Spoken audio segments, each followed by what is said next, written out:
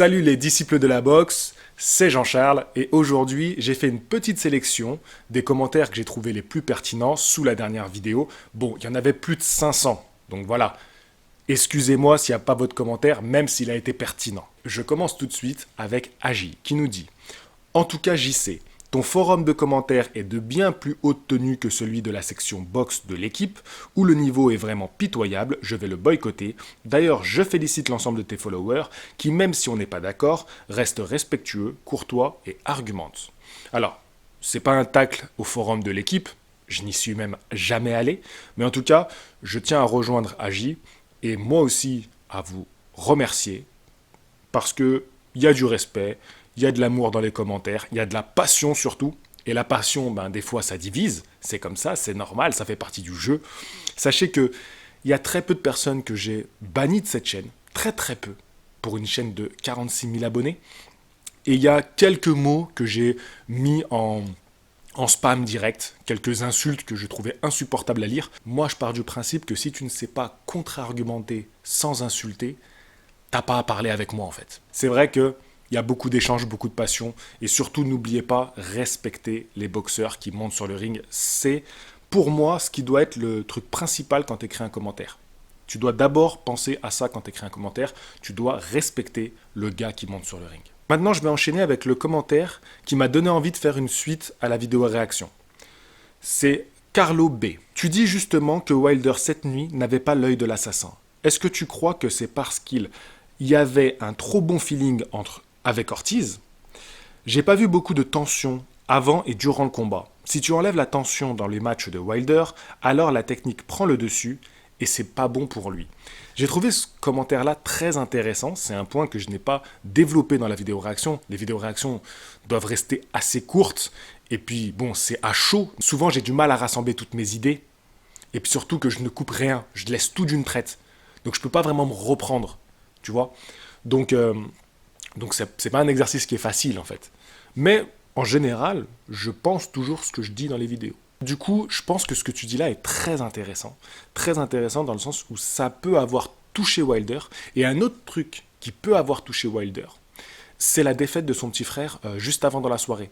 On a vu d'autres boxeurs comme ça, qui étaient un peu bousculés, chamboulés, parce que leurs frères boxaient dans la même soirée et ont perdu leur combat.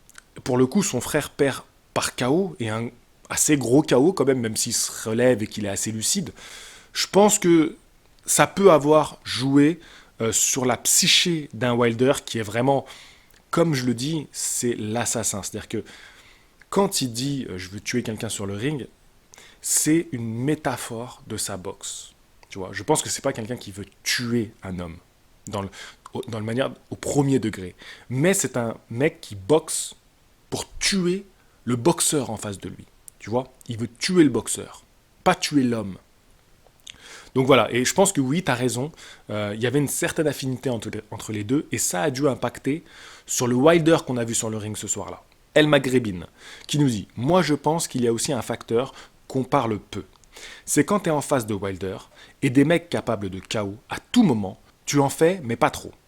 Ce que je veux dire, que même si le puncher ferait rien, cette peur fait que tu finis peut-être pas à cause de cette contrainte. Et c'est une fois que tu es KO, que tu te dis merde, il devrait peut-être y aller plus franchement finalement. Il devait peut-être y aller plus franchement finalement. Bon, j'ai eu un peu du mal à trop lire, mais je comprends complètement l'idée. C'est-à-dire que forcément, le gars dont tu sais qu'il est capable d'un KO à n'importe quel moment, ça rentre dans ta tête. Et même plus, je dirais que ça rentre dans ton âme. Et si tu n'arrives pas à passer au-dessus de ça, tu rentres avec la peur sur le ring et la crainte à tout moment. Il y a des combats où on voit très bien qu'on est face à deux punchers parce que les deux se craignent et se respectent. Et souvent, c'est des combats qui sont très emmerdants. Mais là, pour le coup, je pense que tu as raison.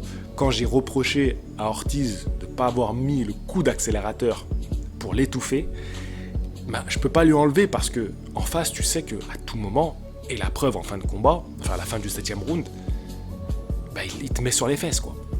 Donc, tout à fait pertinent ton commentaire. Je vais pas trop réagir aux commentaires parce que la plupart sont parlant d'eux-mêmes. Ensuite, on passe à Vincent. Haha, sur le coup, j'ai eu la même réaction que toi au coup de Wilder. J'ai cligné des yeux et c'était fini. Puis j'ai revu le ralenti et je pense que d'ici là, tu l'auras vu aussi. Le coup était terrible, d'une précision chirurgicale. C'est vrai que l'Américain a paru plus fébrile, mais bizarrement, je ne doutais pas vraiment. Avec lui, c'est toujours pareil et il s'en sort toujours. Combat très décevant quand même. Et ensuite, il parle de Santa Cruz. Quand je vous ai fait la vidéo réaction, je vous ai dit que mon stream, enfin, je regardais ça avec l'application MyCanal, ça a bugué au moment où Wilder remettait son t-shirt. Vous savez, le fameux t-shirt WBC. Donc, je n'avais pas encore vu les ralentis. Mais dans ma vidéo réaction, je vous ai bien dit, je pense que le KO, c'est un vrai KO, parce que vu l'attitude de Ortiz, une fois qu'il s'est pris le coup, j'ai compris. Mais c'est vrai que, à chaud, c'était très frustrant. Quand tu vois Ortiz dominer et qu'il y a ce retournement de situation, c'était très frustrant. Et c'est ma frustration que vous avez ressentie dans la vidéo. Valentin, ce combat est le résumé parfait de ce qu'est Wilder, techniquement faible, voire inexistant. Mais son punch est incroyable, même dans l'histoire, je ne vois que Foreman qui s'en approche. Et ça lui suffit pour battre tout le monde. Il est vraiment difficile à cerner. Dans un même combat, on peut à la fois le trouver nul et à la seconde plus tard, génial. Je te rejoins, pour moi, Fury est largement au-dessus techniquement, mais pour le battre, il devra éviter sa droite tout le combat, et ça, sur 12 rounds, c'est pas fait. On l'a bien vu au premier combat, même dans les dernières secondes du combat, Wilder peut te toucher. Jason, qui nous dit « Salut JC, complètement d'accord avec toi, Wilder perd tous les rounds, mais avec lui, Ortiz n'a pas le droit à l'erreur. Là, il y a une demi-seconde de déconcentration et en face, ce qui est impressionnant, c'est chirurgical. Après, je pense que contre un Fury ou un Anthony Joshua, il sera plus près, car on sait tous que Wilder apprécie énormément Ortiz. Par contre, pour les deux autres, ce sera en mode assassin fighting. Bah ouais, je pense qu'on rejoint le commentaire qui m'a donné envie de faire une vidéo dessus d'ailleurs. C'est sur cette envie d'en finir qui, quand Wilder ne l'a pas, et c'est vrai que contre un Anthony Joshua, il va avoir envie de prouver au monde que je suis pas le nul, voilà. Ou en tout cas, le nul, il peut t'arracher la tête. Et je pense qu'il va avoir envie de prouver ça contre un Tyson Fury, comme contre un Anthony Joshua. Et là, on va pas rigoler. Enfin, c'est surtout eux qui vont pas rigoler. Ensuite, j'ai bien aimé ce commentaire. Ken qui nous dit « Tu changes de discours là. Tu disais avant que Agi versus Wilder, tu donnais Wilder vainqueur. » Eh mon gars, Team Cell, d'accord. Ici, on retourne pas sa veste. Donc, quand on supporte un boxeur, on est capable de dire ses défauts et ses qualités. Donc moi, je te dis les défauts et les qualités d'un Wilder. Et une chose qu'il faut dire aussi, c'est que tu prends le combat Wilder-Joshua, tu le fais cette année, tu le fais l'année prochaine, tu le fais l'année d'après, ça sera 3 combats différents. T'as des boxeurs, il y a des soirs ils sont dans un grand soir, et il y a des soirs où ils sont dans un mauvais soir. Il y a des soirs où leur adversaire va être dans un grand soir, et il y a des soirs où leur adversaire va être dans un mauvais soir. Et c'est ça la boxe, c'est ça la vie en fait. Tu peux faire tout ce que tu veux à la prépa, ça se trouve mentalement tu vas pas y être. Tu peux faire une prépa dégueulasse, ça se trouve mentalement tu vas être énorme sur le ring. Donc on retourne pas sa veste, on est objectif. Le Wilder de ce soir-là, pour moi il aurait pris une trempe contre beaucoup de boxeurs. Mais on a parlé de ce facteur aussi émotionnel. Golden Heart, c'est joli comme nom. On voyait bien Wilder qui galérait et commençait à prendre de plus en plus de coups. Ortiz a pris la confiance et Wilder, c'est Wilder. Voilà, retournement de situation. Vincent Dallet, quand j'ai vu le combat en direct, je me suis dit de suite que c'était truqué. Puis j'ai vu le ralenti. Eh ouais. Là, Joris qui nous dit « Mais quel punch ce Wilder !» Par contre, Ortiz s'est relevé, le round avait sonné, on aurait pu le laisser récupérer. Alors moi j'ai pris ton commentaire parce que t'as une photo de profil Évangélion et moi j'adore cette série, c'est vrai que c'est une série qui m'a beaucoup touché étant petit. Donc, non, si j'ai pris ton commentaire, c'est bien sûr parce que là, c'est ça que je voulais dire par complot et je vous sentais venir. Oui, on l'a arrêté trop tôt, il aurait pu se relever. C'est ça que j'ai anticipé. Le truc, c'est que quand je parle pas de complot, vous m'en parlez. Par exemple, Joshua Ruiz, il marche sur Joshua, mais vous me parlez de complot. Non, c'était truqué, bien sûr, Joshua, c'est pas possible de ne pas tomber. McGregor contre Floyd Mayweather. Je parle pas de complot, vous parlez de complot. Mais non, c'est pas possible. Mayweather, il l'aurait tué en un round. Ou mais non, Conor McGregor, il est trop magnifique pour... En plus, quand je fais ma vidéo, je dis pas que c'est un complot. Je dis que là, les complotistes, ils vont avoir envie d'en parler, tu vois. Bref, c'est pas grave. Donc, est-ce qu'il aurait pu le laisser repartir? Bah, t'as toujours envie de dire oui. T'as toujours envie de dire oui. Mais bon, je pense que, comme beaucoup l'ont dit dans les commentaires, quand tu vois les ralentis, je pense que si on avait été à la place de l'arbitre, on aurait vu Ortiz dans cet état, je sais pas si on l'aurait laissé repartir. Il faut toujours se dire ça, est-ce que quand t'es à la place de l'arbitre, que tu vois le chaos qu'il prend? Ensuite, Captain Obvious. Je ne vois vraiment pas Wilder s'inquiéter dans ce combat. Oui, Ortiz domine sur les scorecards, sur les pointages. Les gars, parlez français. Oh, voyons. Mais aucune de ces accélérations n'inquiète Wilder et on a surtout l'impression que Wilder se retient et qu'il a parfaitement confiance en sa capacité à mettre KO dans la seconde moitié de combat. Cela confirme ce que disait Johan Diopa dans son interview chez le Captain Crochet. Wilder a accordé à Ortiz une revanche parce qu'il s'identifie aux difficultés d'Ortiz vis-à-vis de sa fille. Il l'a laissé un peu boxer sur la première partie et après l'a éteint sans pression d'un coup. Et ce coup-là, j'ai vraiment l'impression qu'il aurait pu le mettre bien plus tôt, mais qu'il s'est retenu. Autre hypothèse, Wilder voulait peut-être montrer qu'il n'était pas forcé de bourriner dès le premier round et a essayé d'être plus technique sur la première partie de combat. Mais dans ce cas-là, c'est raté. Wilder n'y a rien à faire sur les échanges un peu techniques. Il est complètement dépassé. Ça s'entend. Moi, dans ma vidéo réaction, j'ai dit ce que j'en pensais. Ça s'entend. Mais voilà, j'ai donné mon avis. Junior, Box Attitude, je pense qu'au moment de ta vidéo, tu n'as pas vu le ralenti de la droite que Ortiz a pris. Boubacar qui me dit, mais pourquoi tu nous parles de complot? Le gars prend un KO et tu nous parles de complot. Mais pourquoi? Mais pourquoi? Non, je n'avais pas encore vu les ralentis. Oui, je l'ai dit, je le redis. Je n'avais pas encore vu les ralentis. Ça va, c'est bon. Arrêtez de m'agresser. Big Off qui nous dit « Désolé mon ami, mais tu n'as pas compris le combat. Wilder attend Ortiz très patiemment et il a même été plus vite que le premier fight. Car une droite, un KO, donc plus efficace. Désolé. » Ben Big Off, j'ai mis j'adore à ton commentaire et puis j'ai envie de te dire merci. Blueby, Ortiz n'a pas voulu accélérer parce qu'il se méfiait de Wilder.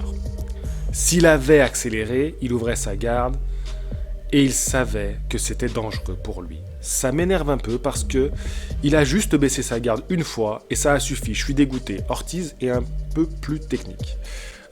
Oui, il y en a beaucoup, j'entends, ouais, il a fait une erreur, il a baissé sa garde là et boum. Les gars, dans un combat, aucun boxeur n'est parfait. Aucun boxeur à aucun moment ne baisse sa garde.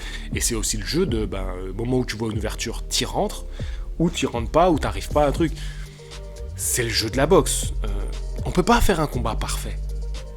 On prend des coups dans la boxe. Christian, salut, j'allais dire d'accord à 99,9%. Sauf la thèse du complot, avant de lire que tu aies revu le ralenti. Oui, parce que j'avais mis en commentaire que j'avais vu le ralenti. Ce combat était intéressant, car même malmené et avec une technique qui frôle l'amateurisme, Wilder parvient à tomber un gaucher, vétéran, une seule droite. Beau match? Non. Et je sentais même ce scénario final comme si justement on attend la droite qui viendra de nulle part, mais fermera la lumière. 15 jours dodo et remets ça, Ruiz, Josh. Ah oui, donc toi tu veux dire t'attends 15 jours et t'attends Joshua Ruiz. Bon, que dire de plus?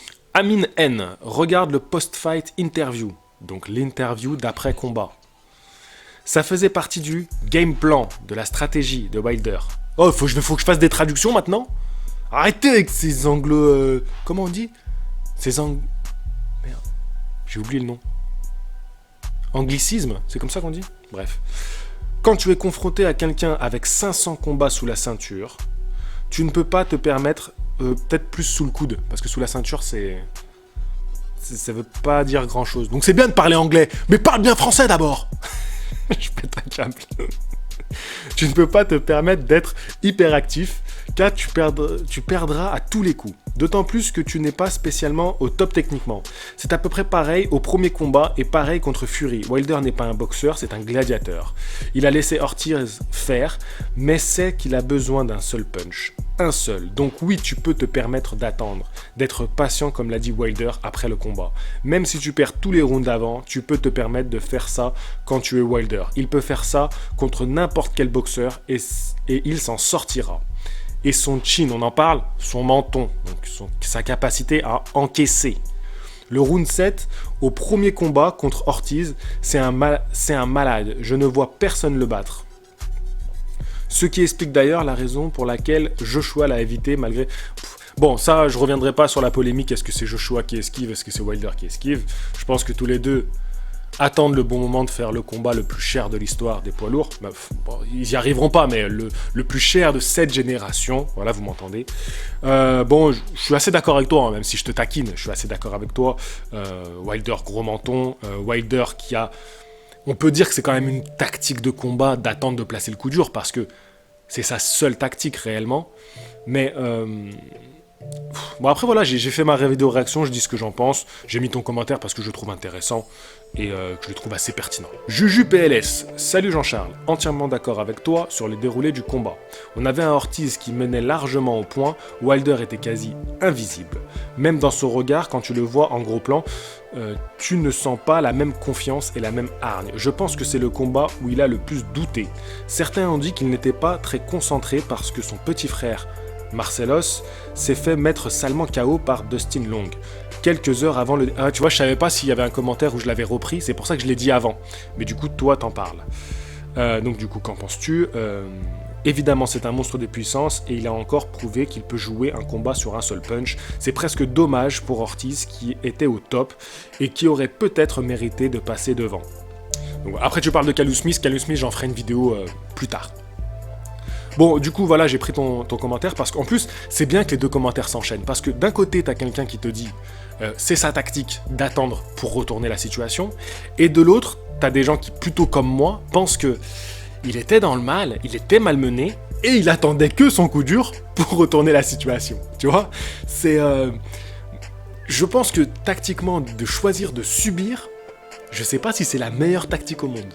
Tu vois, à part Ali, à l'époque où il prend Foreman, ou parce que Ali n'a plus son jeu de jambes nécessaire à rendre fou Foreman et qui fait cette tactique de laisser Foreman s'épuiser sur lui, à part là où je reconnais le génie stratégique d'un Ali, mais on parle de Ali les gars, on parle de Mohamed Ali.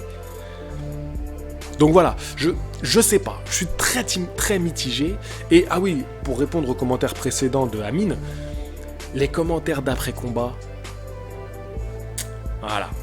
Une fois que t'as fait ta sauce, tu peux dire ce que tu veux de pourquoi la Sgoula. Oui, mais je l'ai un peu plus salé que les autres fois, c'est pour ça. C'est facile. Une fois que c'est passé, tu peux dire ce que tu veux. Pour moi, la seule réalité, elle est sur le ring. Et sur le ring, il s'est fait bouger. Il s'est fait bouger et il n'avait pas le répondant qu'il a d'habitude. D'habitude, c'est électrique, Wilder. Ok, tu m'en envoies, mais ça peut partir à tout moment, et à tout moment, tu vois un peu l'adversaire qui peut trembler, tu vois. Et là, il était vraiment malmené. Mais après, c'est que mon avis, hein, et je respecte le vôtre, c'est pour ça que je le dis en commentaire. Alors, ah oui, c'est ce commentaire que j'avais bien aimé. Lucky. Pourquoi l'arbitre a compté aussi vite Ortiz alors qu'il allait se relever? Là, je me préparais à te répondre pour te troller un peu. Ou pas te répondre, ou ignorer. Et j'ouvre les réponses sous le commentaire. Et le gars a répondu pour lui sauver la vie. J'ai trouvé ça cool, tu vois. J'ai trouvé ça cool parce qu'il m'a feinté, tu vois. Parce que quand j'avais pas ouvert les réponses, il m'a feinté. Et derrière, il y a quelqu'un qui lui répond.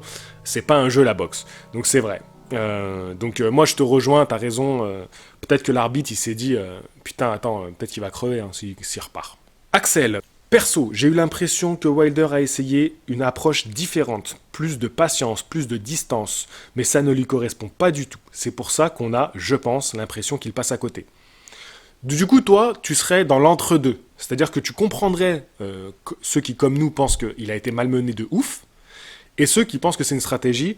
T'as la bonne position, donc c'est peut-être toi finalement qui as le plus raison. Les challengers de Wilder pendant le combat. Jusqu'ici tout va bien, jusqu'ici tout va bien, jusqu'au BOOM. J'ai bien aimé ton com aussi, je trouvais que c'était marrant. Skywheel, elle est abusée sa droite, c'est pas fair play. C'est un peu comme s'il rentrait avec un flingue sur le ring. The Brother Style. Un combat de folie. Franchement, j'étais persuadé que Wilder allait perdre. Ce mec a un joker dans les mains.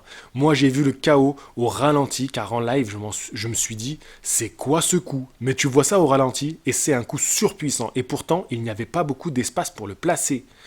Mais pour Ortiz, son erreur est due à sa prise de confiance, car au 7e round, Ortiz place des combinaisons et je pense qu'il s'est pris ce coup au moment où il avançait pour continuer son enchaînement. Le pire, c'est que l'angle du coup est presque fermé. Wilder est vraiment athlétique, car trouver cet angle-là pendant qu'on est dominé, il faut le faire. Lors de ce combat, tu sentais qu'un des deux pouvait perdre à tout moment. La tension était trop grande, même en le suivant à la télé, je sentais l'atmosphère pesante qui régnait dans la salle. Ouais, alors, il y a plusieurs choses dans ton commentaire, donc je vais essayer de m'y retrouver. Tu dis, donc, Wilder qui trouve un espace pour mettre le coup. Mais en plus, moi, je viens de revoir, parce que sur YouTube, ils ont laissé le combat, ils l'ont pas enlevé. Je viens de revoir l'image du KO. En direct, comment il met le coup. Regardez le placement de ses jambes, et regardez, il n'y a même pas d'accompagnement au niveau du buste. Putain, on dit que toute la force vient de là, vient des jambes, vient du buste. Et lui, il sort un coup, mais je sais même pas comment expliquer le truc. On dirait qu'il fait ça avec une telle facilité. C'est comme ça, il le place, et boum. Boum, et l'autre, il a une impact de... One Punch Man, les gars, c'est extraordinaire. Donc ouais, il y a ça, donc je voulais répondre à ça, je veux dire que voilà, j'ai revu le KO. Donc, non seulement j'ai revu le ralenti, où tu vois l'impact sur Ortiz, mais non seulement j'ai revu le direct, où tu vois comment Wilder le met. C'est complètement dingue. Et ah oui, tu parles de la tension, c'est pour ça qu'il y a beaucoup de personnes qui disent qu'ils se sont fait chier devant le combat. Mais moi, je me suis pas fait chier tant que ça, dans le sens où, ouais, je te rejoins qu'il y avait ce côté tension et ce côté... Putain, mais il est en train de perdre, Wilder, il est en train de perdre. Et moi, ça me mettait plus dedans qu'autre chose, tu vois. J'étais plus excité qu'autre chose, dans le suspense. Même si c'est vrai, je reconnais que c'était un combat bien moins intéressant que le premier. Rachid. Moi, je dis, il n'y a rien de bizarre, JC. La manière de tomber avec les muscles relâchés des mollets et le titubement ne peuvent pas être scénarisés. T'as totalement raison. On le voit comme un puncher fou et bête, mais il est très très intelligent, Wilder. Et c'est pas la première fois qu'il est malmené. Il s'est parfaitement adapté à la boxe adéquate. Moi je dis, faudra vraiment aller le chercher ce Wilder. La droite, c'est pas si un lucky punch que ça. Attendre la fin du round, être dans la réaction, c'est stratégique, voyant qu'il était dépassé de partout. J'ai quand même du mal avec ça. Bon, je suis d'accord sur le fait que c'est un véritable chaos. Voilà, je pense que je l'ai assez répété dans cette vidéo. J'ai revu le chaos en direct et au ralenti. On est d'accord là-dessus. Après, dire que c'est une stratégie de Wilder, oui, Wilder a confiance en son punch et il sait qu'à tout moment, il peut le sortir pour éteindre la lumière. Mais de là à dire, je vais subir parce qu'à un moment donné, je vais placer le punch, c'est là que je ne suis pas d'accord. Mais bon, je l'ai déjà dit plusieurs fois, j'ai quand même placé ton commentaire parce que j'ai trouvé très bien. Ensuite, t'as B d'aigu, qui nous dit « Je suis pas du tout d'accord, mais pas du tout d'accord !» Il a simplement, totalement changé de stratégie. Il a choisi l'économie d'énergie. Et on voit le résultat. Par ailleurs, il devrait s'habituer à prendre des coups face à un gaucher comme Fury et surtout garder son calme. Je pense au contraire que c'est le combat de la maturité et de la sérénité pour Wilder. Fury peut battre Wilder, mais seulement par KO si Wilder accumule les erreurs. Sinon, il perdra pour deux facteurs psychologiques évidents. Il sait qu'il peut prendre un KO par Wilder, donc il part obligatoirement avec cette appréhension. Quant à Wilder, au contraire, il doute sérieusement que Fury a le punch pour lui faire mal, car il a déjà eu 12 rounds pour essayer. Du coup, très très gros avantage psychologique pour Wilder. Les gens se focalisent trop sur la beauté du geste. Oui, Fury est un esthète, mais honnêtement, est-ce qu'il faut retenir ce résultat? Si vous admettez comme moi que jamais le combat Wilder-Fury 2 n'ira au 12e round, demandez-vous comment Fury, qui n'est pas spécialement puncher, fera pour éteindre Wilder. Ouais, j'avais envie de le lire comme ça. Je trouve que c'est, à mon avis, il l'a écrit sous ce ton-là. Donc j'ai interprété l'émotion de ce commentaire. Voilà. Qu'est-ce que vous pensez de mon niveau d'acteur? Voilà, mettez-moi une note sur 1 milliard. Voilà, j'aimerais une note sur 1 milliard. Si vous mettez 2 sur 1 milliard, vous êtes vraiment des bâtards. Merci pour tous vos commentaires, ils sont tous pertinents, vraiment, c'est pour ça que je les ai mis. Voilà, je les mets pas pour dire ouais non, toi t'es un bâtard, je suis pas d'accord avec ce que tu dis, c'est moi j'ai raison. Non, je mets vos commentaires parce qu'ils sont tous super intéressants. Et que tous, ils me permettent de réfléchir à la vision du combat que j'ai eu. Mais je vous le rappelle, ce sont des vidéos réactions à chaud, et les vidéos réactions à chaud, bah des fois, voilà, tu te dis un truc parce que tu es sous l'émotion du combat, c'est normal, c'est normal. Et puis vous, pareil, vous réagissez au combat que vous avez vu, avec votre interprétation. Donc du coup, des fois, ben, la passion, c'est la passion qui parle. Je voudrais finir en vous disant que vous avez dans les liens le Utip. Utip, c'est simple, vous cliquez, vous regardez la pub, c'est tout, rien d'autre à faire. Si jamais il n'y a pas de pub à regarder, des fois ils vous disent ça, tu laisses tomber. Tu vas pas faire le truc de faire un don ou quoi que ce soit, parce que si tu veux vraiment me faire un don et me soutenir, oui, t'es le bienvenu. Tu vas sur PayPal, d'accord? Parce qu'au moins, il n'y a pas de... Ils se prennent pas une part, tu vois. Donc au moins, ton dos, il servira directement à aider la chaîne Box Attitude. Sinon, sur Utip, c'est gratuit. De temps en temps, tu y vas. S'il n'y a pas de pub aujourd'hui, tu vas le lendemain, tac, tu cliques, tu regardes une petite pub, ça te prend 2 secondes. Et moi, ça m'aide beaucoup. Si vous êtes suffisamment nombreux à faire ça, ça va m'aider. Sachez que déjà, là, les dons qui ont été faits, notamment sur Utip, sur PayPal et sur la cagnotte, ils m'ont permis de payer mes futurs déplacements en décembre. Donc on va avoir une interview de boxeur et un cœur de boxeur. C'est encore en préparation, mais ça devrait se faire, j'espère. Ça va me permettre aussi de préparer un très très gros projet en 2020, qui sera aux alentours de juillet-août, si vous voyez ce que je veux dire. Voilà, j'en dis pas plus, mais 2020 risque d'être une très belle année. Une très très belle année, j'ai des beaux projets pour la chaîne, donc j'ai hâte de les réaliser. Hâte, vraiment.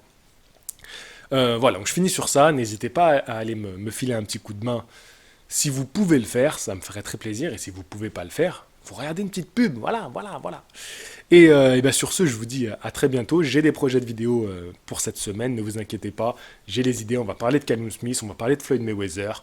Voilà, ça va aller, ne vous inquiétez pas. Donc, réagissez à cette vidéo, j'aime bien, ça fait un moment que j'avais pas réagi à vos commentaires, et c'est vrai que c'est toujours un plaisir de vous lire, et comme maintenant j'ai beaucoup plus de mal à répondre à tous les commentaires sous les vidéos YouTube, je pense que de temps en temps, je vais quand même prendre le temps de mettre en avant des commentaires. Parce que comme ça aussi, ça vous récompense de toujours être aussi assidu dans les commentaires, et j'aime bien mettre en avant la pertinence de mes abonnés. Voilà, je vous dis à très vite. Fighting! Je vais te dire un truc que tu sais déjà. Le soleil, les arcs-en-ciel, c'est pas le monde. Il y a de vraies tempêtes, de lourdes épreuves. Aussi grand et fort que tu sois, la vie te mettra à genoux et te laissera comme ça en permanence si tu la laisses faire. Toi, moi, n'importe qui. Personne ne frappe aussi fort que la vie. C'est pas d'être un bon cogneur qui compte. L'important, c'est de se faire cogner et d'aller quand même de l'avant. C'est de pouvoir encaisser sans jamais flancher. C'est comme ça qu'on gagne.